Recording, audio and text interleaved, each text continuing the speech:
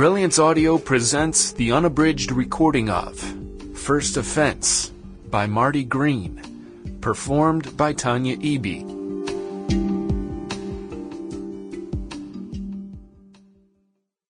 Chapter 1.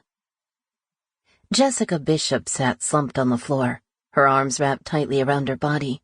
She'd been unable to stop the flow of tears ever since the two soldiers, in their freshly starched uniforms, had left her home. Lieutenant Colonel Alex Bishop was missing in action, the soldiers had told her. She couldn't wrap her head around it. She'd begged her husband to retire last year, when he'd reached 20 years in the Army, but he'd insisted on waiting 2 more years so he could collect his maximum pension.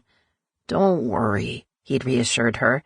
"We're just doing training of the Afghan Army now. We're not going out on active patrols anymore. I'll be safe." Each week he'd Skype her from his dust-filled base in Logman Province, surrounded by mountains. He was training his Afghan counterparts on the use of heavy-duty, long-range weaponry. "It's going well," he'd told her on the last call, before mentioning that he and another officer were heading by helicopter to a different outpost in a few days. "I'll be home before you know it," he'd promised. Only now he might never come home. She wiped her cheeks with the back of her hand, then dried her hand on her pants leg. "I'm an Army wife. I've always known it was possible. I should be stronger." But there was a wide gulf between possibility and reality.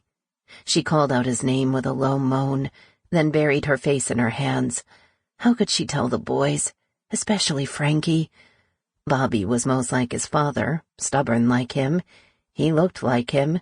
He'd joined the military like him. Maybe that's why they always seemed at odds with each other. But Frankie? He idolized his father.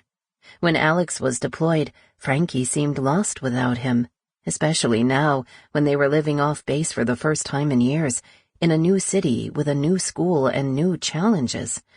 How could she tell him that his father might not come home this time? How could she go on if he didn't come home? The only person she knew in her new city was her mother. That's why they'd moved to Key Vista, Florida, so she could be closer to her. She was getting older, more forgetful. She'd fallen in her apartment 2 months ago and broken her hip. That's when Jessica made the decision to move.